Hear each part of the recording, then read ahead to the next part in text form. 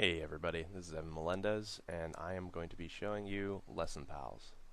So Lesson Pals is the sharing utility that exists in the lesson planner. You can view and copy lesson plans from your Lesson Pals, and they can also do the same for you. To get started with using Lesson Pals, you want to go over to the Lesson Planner Setup Lesson Pals Requests part of the lesson planner, and in here you want to begin by inviting the users to be your lesson pal by using this interface. So up here you have a select teacher to invite dropdown. So when I click this dropdown, it's going to show me a listing of the teachers and users in the system, and I just select the one that I want to send a lesson pal request to, and I click this send lesson pal request button.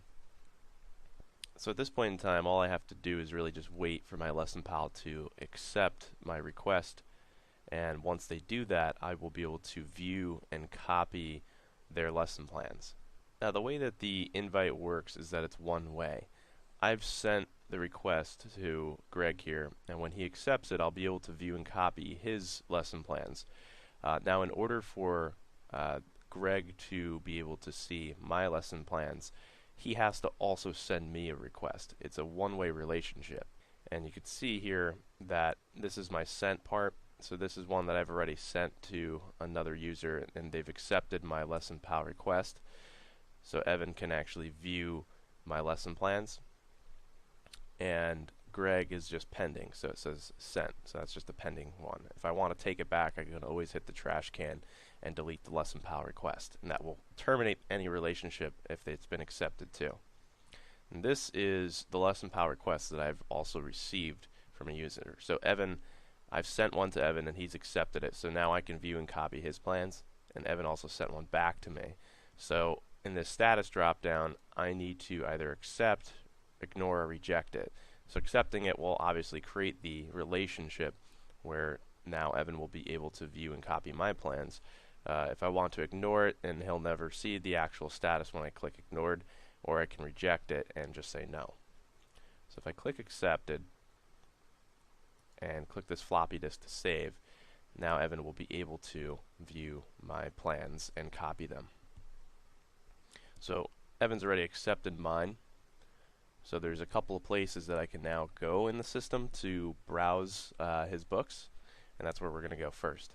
So I head over to Lesson Books, Browse Books, and on here there's a whole section for Lesson Pal books. It's always in the bottom left hand corner.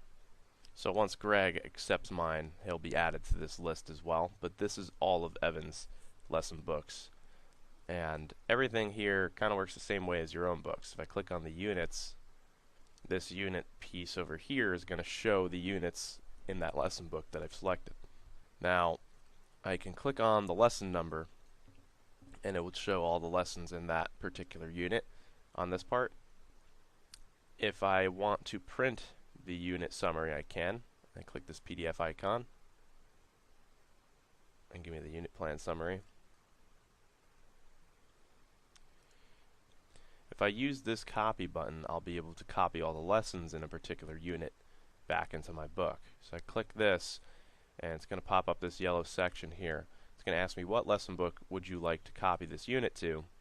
So I can pick whichever lesson book I want to, and I can click copy unit. If I want to keep the start dates that my lesson pal used, I just check that off, and that way the lessons will come over with the start dates they already have. If I leave this blank, then the lesson plans will come over with no start date, and maybe that's preferable, so that way you could just go through and set them. Over here on the lessons section, you have some of the same options. One, you could always click the PDF icon to open up a summary of that particular lesson. You can print this out. You can also use the copy button to just copy that one lesson plan. Same kind of drop down opens up in which you could select the book.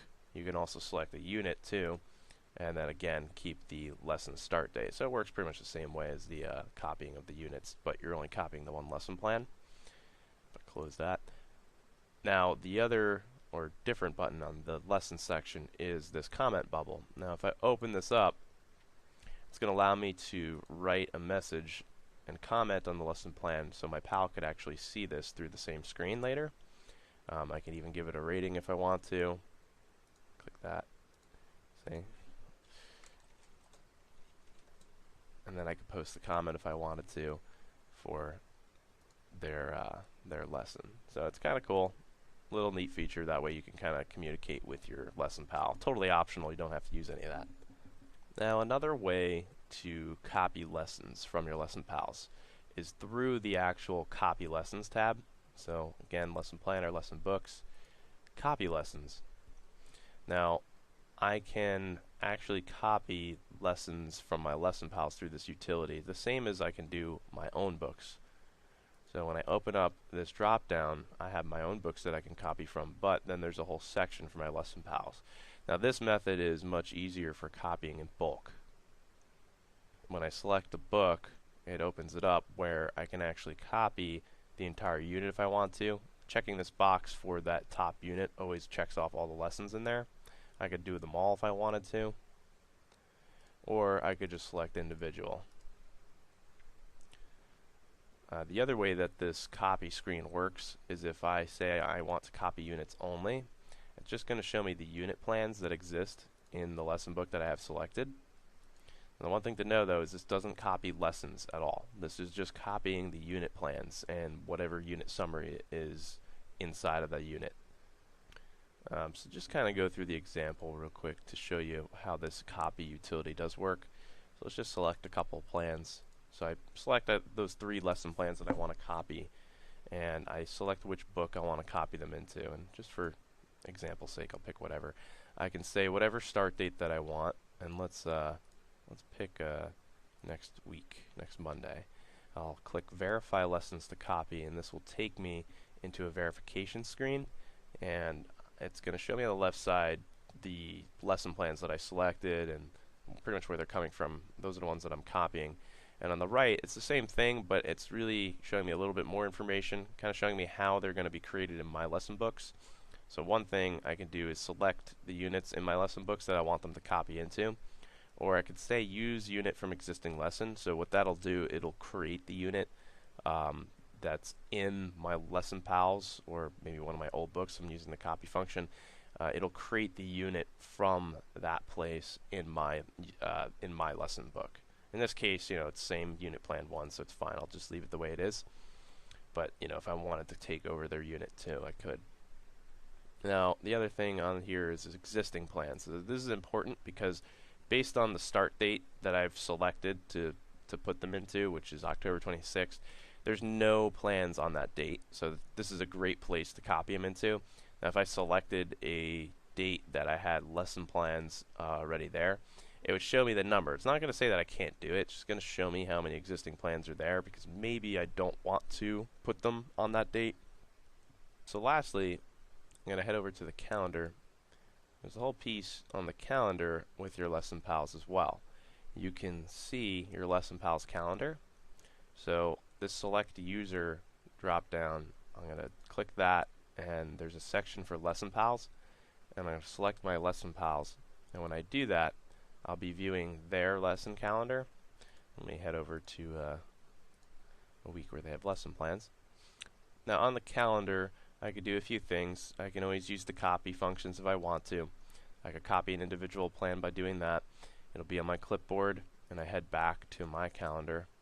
And now I can click the paste button in any of these day cells, and I could paste the lesson. So I've brought it over. The other thing that I could do is I can decide that I want to copy all the lessons an entire week for that lesson book by clicking this copy button. Head over to my calendar again. So you see I'm just switching my user. I don't want to put it in that book, so I'm going to navigate over, and I can paste it the way that they had it set up, all those units, into my book. Now just keep in mind, you know, the way the Lesson Pals really is designed is so you can view and copy. You know, you cannot edit your Lesson Pals lessons. Just want to make that clear. Now the other thing that I could do is I could always do the print of the entire week and all the lessons, so this gives me the whole summary. And I could also click on the lesson to see a summary of that as well. So I just clicked on the name and it opens up a summary of my Lesson Pals lesson. And if I click on this PDF icon, it'll give me the printable version too. So the calendar is our quick way of doing things in the lesson planner. So there's really three major screens that you can copy and view your Lesson Pals, lesson plans and books and units.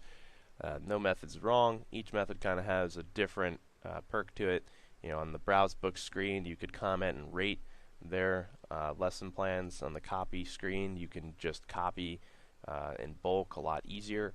And the calendar screen is just kind of a quicker way, a nicer way. Maybe you're covering their class for them that day, so you can always teach from that screen too if you wanted to. No method's wrong. Use the one that you're comfortable with when it comes to copying and viewing your Lesson Pals lessons, and that really